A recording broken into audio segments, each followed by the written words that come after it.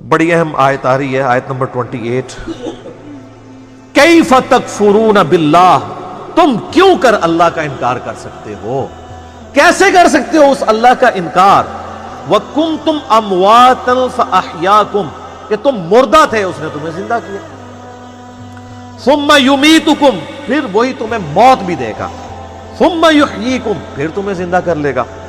ثُمَّ إِلَيْهِ تُرْجَعُونَ، اور پھر لوٹ کر تمہیں اسی کے پاس جانا ہے۔ اس آیت کے اندر دو زندگیاں اور دو موتوں کا ذکر آیا ہے جس سے ہر زی روح کو گزرنا پڑتا ہے۔ اللہ تعالیٰ نے جب روحوں کو پیدا فرمایا، جسم تو بعد میں دیے گئے نا ان کو، جن سے روحوں سے عہد ہوا الستو بربکم، اس کے بعد انہیں ایک نیند سلا دیا، موت۔ وہ پہلی موت تھی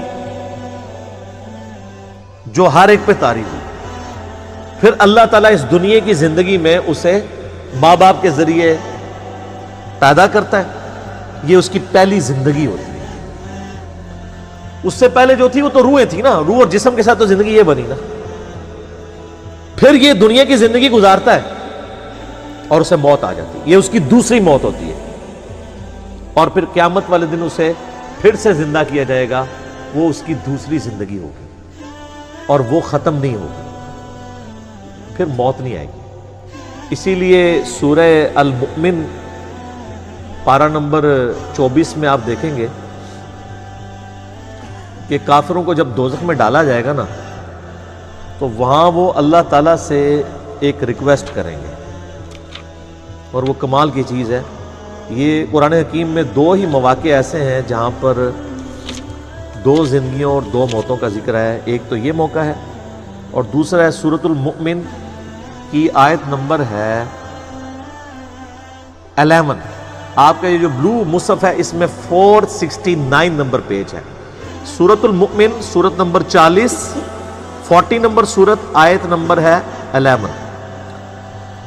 قالوا ربنا امتنا اثنتین واحییتنا اثنتین، اے رب ہمارے تو نے ہمیں دو دفعہ موت دی اور دو دفعہ زندگی دی۔ فاعترفنا بذنوبنا، ہمیں اعتراف ہے اپنے گناہوں کا، اپنے جرائم کا۔ فہل الی خروج من سبیل، تو اب یہاں سے بھی کہیں اور نکلنے کا کوئی معاملہ ہو سکتا ہے؟ یعنی وہ کہیں گے کہ جس طرح اے اللہ تو نے دو زندگیاں دو موتیں دی، تو اب کوئی اگلی سٹیج بھی آنے والی ہے کہ اب ہم اپنے آپ کو سیدھا کر لیں۔ لیکن اب تو کوئی سٹیج نہیں ہے۔ اللہ تعالیٰ فرمائے گا ذالکم بأنہ اذا دعی اللہ وحدہ کفرتم، یہ جو تم نے انجام دیکھا ہے یہ اس لیے ہے کہ جب تمہیں دنیا کی زندگی میں اکیلے اللہ کی طرف بلایا جاتا تھا تم انکار کر دیتے تھے۔ وَإِن يُشْرِكْ بِهِ تُؤْمِنُوا، اور جب تمہیں کہا جاتا تھا اس کے ساتھ اور ہستیوں کو شریک ٹھہراؤ تو تم بات مان لیتے تھے۔ فَالْحُكْمُ لِلَّهِ الْعَلِيِّ الْكَبِيرِ، تو اب حکم تو اس اللہ کا ہے جو بلند و بالا ہے اور بڑائی والا ہے۔ یعنی اب کوئی اس کے بعد سٹیج نہیں، یعنی یہی 4 سٹیجز ہیں۔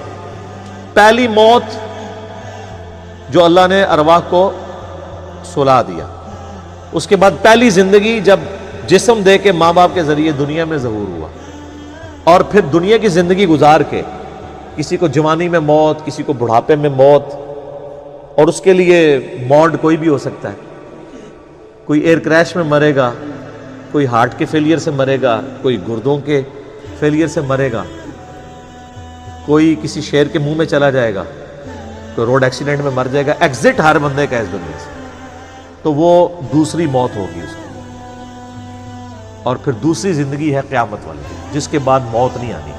بخاری میں حدیث ہے کہ میدان محشر میں لا کے موت کو مینڈے کی شکل میں ذبح کیا جائے گا۔ جنتی جو ہیں وہ گھبراتے ہوئے جنت کے کنارے آئیں گے، اور دوست کی خوشی کے ساتھ دوزخ کے کنارے آئیں گے کہ شاید ہمیں کوئی نکالا جا رہا ہے، کیونکہ ندا دی جائے گی کہ ایک سرمنی ہو رہی ہے، آ جاؤ دیکھ لو۔ اور وہ سرمنی یہ ہوگی کہ موت کو قتل کیا جائے گا، اور پھر اللہ تعالیٰ کی طرف سے کہا جائے گا کہ اب جو جنت میں خوشخبری ہے ان کو موت نہیں آنی، اور جو دوزخی ہیں ان کے لیے عبرت ہے۔ اب عبرت کیا ہے؟ اب ہمیشہ کی ناکامیاں مقدر ہیں کہ ان پہ بھی موت نہیں آنی۔ تو ان پہ ایسی مایوسی طاری ہوگی جو کبھی طاری نہیں ہوئی ہوگی، کیونکہ اب امید کی آخری کرن بھی ختم ہو گئی نا۔ سورہ الفرقان میں آتا ہے نا کہ وہ موت اللہ طرف مانگے گا، ایک نہیں ہزاروں موتیں آج مانگو، موت نہیں تمہیں آئے گی، کیونکہ موت سے وہ سمجھیں گے کہ معاملہ ٹل جائے، تو موت نہیں آئے گی۔